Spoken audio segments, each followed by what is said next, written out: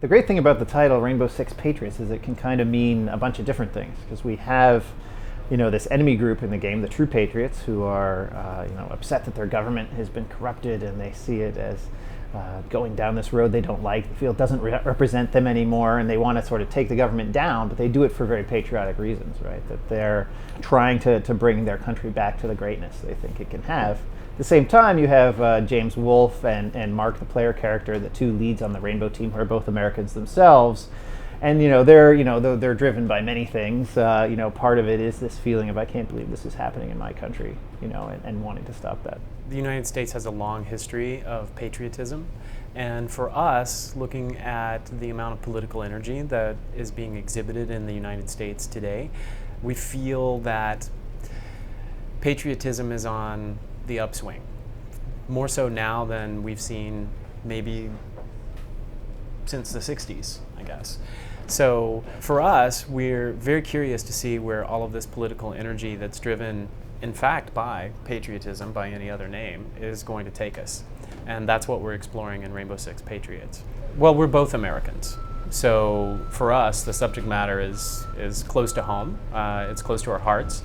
I think that we do have a certain amount of Nazi fatigue. I mean, I love shooting Nazis as much as anybody else loves shooting Nazis, and I really love shooting Nazi zombies.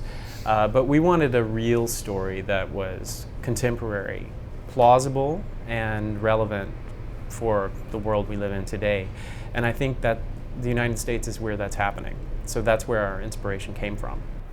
I think there's a lot of cool things you can do with an enemy who is yourself to some extent too. That it's hard to tell who the bad guys are, in a crowd or even between the Rainbow team and the True Patriots kind of look the same. If they were in their civilian clothes or whatever going to the mall, they you wouldn't be able to tell them apart necessarily, and that sort of makes it more terrifying, right? As a member of Rainbow Six too, you wonder, wow, these guys, they're military trained, they're very dedicated to their country and all of this stuff. Why is that? How are they different than me? Could I turn into that someday? What happened to them to make them flip and become this horrible threat? So it just sort of brings up all these interesting questions. I think the game is really about posing a lot of questions to the player and letting them think about it. I think we've seen in other games and movies and television, we've seen counter-terrorists fighting terrorists who look very different from them. I mean, certainly, and war shooters, Nazis have very distinctive uniforms, so you immediately know who the bad guy is. For us, the question of, this person looks just like me, I'm shooting someone that looks just like me. I have to, it's part of my job. But that's very, very strong. And we hope that players will ask themselves the question, could I really do this? If I were a special forces operator, could I really pull the trigger on someone who is essentially just like me, misguided perhaps, but a firm believer, a patriot unto themselves? Could we do that? So I think it's very important that we actually do examine domestic terrorism. People are totally capable of becoming terrorists right here in North America. This is a trend that has certainly alarmed the Department of Homeland Security. So of course, for us, exploring it was very exciting, and we wanted to sort of change the playing field in terms of the look and feel of the enemy, and it's overdue. There are all these sort of groups out there, and we didn't obviously base our particular group on any one of them, but it's just so prevalent now that it just seemed like all these people need is the right cause, maybe the right leader, and the right amount of funding, the right amount of organization and training, and they could be, it's completely horrifying to think about that. So it seemed like fertile ground, and the research material is really all over the place. Well, we're not really concerned about any kind of media backlash because we're not an exploitive game. I mean, that's certainly not our intention. What we are all about is asking some hard questions in the form of entertainment, which is traditionally some of the best movies ever made ask hard questions about political subject matter or ethics, morality, that kind of thing. I wouldn't be surprised if we were asked to speak on Fox News, and we look forward to an intelligent and thoughtful conversation, but no arguments. So I think as our industry continues to mature, I mean, we're already gigantic. We will continue to be singled out, but eventually we won't be anymore. There will be some other media that people like to target and pick on. One thing I think it's important to say is that the True Patriot group is obviously inspired by a lot of different sources, but they're not really like, their dogma is sort of different than any other group that's out there right now, in that they're anti-government, but they're kind of also anti-corporate at the same time, which people usually identify with like opposite ends of the political spectrum. So these people see the two as in collusion, and that they both kind of need to go as a result. So they're hitting both types of targets, and it's not, I don't think you can make that easy association with any established group that's active today. And then I guess in terms of, if someone did make that connection, would it stir controversy or something? It might, certainly. People are always talking about how games are, not as mature as other medium, and they don't, how can we, because and the other media will sort of talk down to us and whatever. And I always think the way to evolve, ourselves as game makers and the games we make is to just take on the serious subject matter. We can't shy away from it forever. If we sort of self-censor ourselves continuously, we'll end up in sort of like a superhero comic book ghetto or something like that, where they're sort of always stuck, making games for 14-year-olds or something like that. And I think we just need to own up to the fact that, the average person who plays a game is like 25 or whatever, who plays a console game, and that they're ready for this material. Absolutely. Let's acknowledge that gamers are actually smart, intelligent people capable of their own thoughts. I mean, we don't need the media to tell gamers what to think anymore. And if we are actually asked to speak on Fox News, I hope that the commentators actually play our game, because you can't play it and not be changed by it. I mean, it will make you think. All of these groups, the only thing they're missing to become mobilized and a threat that we can't really deal with is a galvanizing personality that will unite them and focus their energy, focus their efforts. So we created a character that does exactly that. It uses contemporary technology, cell phones, text messaging, websites, just like the new terrorists do, to communicate and mobilize his forces almost instantaneously. What he has with all of these different militia groups and activists, people who want to take their country back, he has a standing army. So simply by sending a text message, he can have a flash mob of insurgency fighters anywhere in the United States at almost any time. So they're already prepared, he just needs to deploy them in a strategic way. And he's a guy who, just to add to that a little bit, there are all these, we talk about all these different groups there are in the U.S. that, are often very small groups because they typically don't get along with each other. They don't, have the same thing that they're freaked out about necessarily.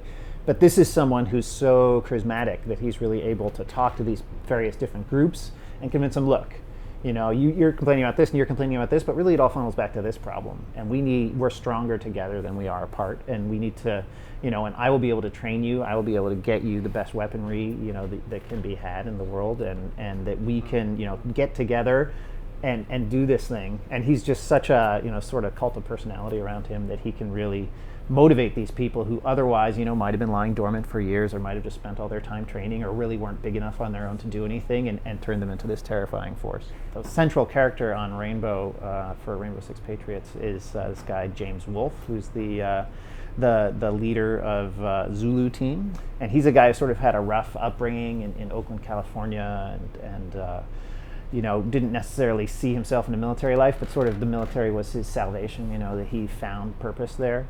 And he's just a guy who's just really intense and really obsessed with being good at what he does, and that led him to excel and make it into the SEALs, and eventually from there prove himself to be so elite that he was recruited for Rainbow. And when he comes to see this new threat coming in the U.S. In the form of the True Patriots, he's sort of horrified by it, that it's in my country now this is happening, and my own people are doing this, and what's going on. So he's someone who's driven to take these guys down, and he sees that, since they're operating by a new set of rules, the True Patriots, it's not about, calling up and making demands for something. It's not about taking a bunch of hostages and holding them for a while. It's about striking, and then disappearing again. And James Wolfe realizes that to stop these guys, he's going to have to push Rainbow farther than they've ever had to go before, and make some really tough choices to take these guys down. The other side of that is Mark, the character the player plays. He's the leader of the other Rainbow Six team that's operational on these missions, and he's sort of, he's a little bit younger than Wolf. Wolf sort of sees him, Wolf has a little bit of a father figure thing going on with him, and Mark is sort of an opposite, that he grew up in Montana, like on a ranch, but was also someone who was, had a natural facility for doing this type of work. Has recently joined Rainbow Six, so. But we leave him a little more up to the player to sort of define who Mark is really, and like where he stands. Does he want to be more like Wolf, or does he want to take another route which is maybe less expedient, and be more cautious, that sort of thing. So, and the player will have to face some difficult choices in the missions, and then see Wolf going a certain way, and often Wolf is right, making these really tough decisions, and the player has to decide, can I go as far as he does or not. Well, this is the first game, I think the first Rainbow Six game, where collateral damage is it's not acceptable, but it's not mission fail. It's Exactly. not, as soon as a civilian goes down, you don't fail the mission. Because the world you're fighting in, this America that the true Patriots are staging their attacks, is filled with civilians, right, that are caught in the crossfire often, and it's unavoidable that some of them will die. And how you play as Rainbow, the tactical choices you make, and how well you observe and plan before going in, can affect what the civilian casualty levels are. But is our intention to make sure that players do know how they're performing and how many lives have actually been affected by their actions? You absolutely could read the counter-terrorist acts as terrorism. Of course, that's not what Rainbow is doing, but at the same time, sometimes civilians are dying. True civilians, not the enemy within, not true patriots disguised as, trying to pass as everyone else. Yeah, if you read any of the, the material that these sort of fringe groups in the U.S. put out, they are all afraid of the day the Men in Black come to get them, and of course. And Rainbow Six has always been the Men in Black in their suits, part of the right? folklore, right? And we know, because we're playing them, that they're trying to do the right thing. They're trying to minimize casualties as much as they can. They're that the true patriots, though they may have rallying cries that are sympathetic to a lot of America, have clearly crossed the line of the things they're doing. The means they're using to achieve their ends are so over the line that Rainbow is clearly in the right, trying to take them down and doing whatever they can. But when you see it from the point of view of a civilian, it's the Men in Black versus people who look like us. So, right. Who are you going to trust in this chaotic situation? I don't know. And then there's the media response. I mean, certainly when the first Rainbow came out, it really wasn't a problem. They could be completely clandestine. Of course, in the plot of the novel, the terrorists were able to put together some visual clues from newscasts that led them to, discovering the existence of Rainbow. But today, it's epically more difficult to remain unknown. So with camera phones and digital cameras and everyone having, video recording capability, it's almost impossible for Rainbow not to show up in the news. So there's standard operating procedure of, give the credit to the police or give the credit to, whatever military group that's operating in the space where we just ran our mission. That may not work anymore. So I think as a matter of course, Rainbow is going to fall into that perception of being, terrorists, at least temporarily. And certainly, the true patriots getting all that video, it's all about how you edit it, right? So Exactly. they take the right thing out of context or whatever and make their recruitment video out of that. Yeah. It's like, look what they're doing. These are the real terrorists. Yeah. We're the people who are fighting for our country. Taking a page straight out of the new terrorism handbook, I mean, these recruiting videos are definitely edited to make the terrorist cause look like the right cause. So I can easily imagine the true patriots are recording a lot of these operations where Rainbow interacts with them. And by interacting, I mean shooting them. And taking them into custody. And if these guys look like the average American, of course, when this media is leaked to the internet, the response, the backlash from the public is going to be tremendous and negative.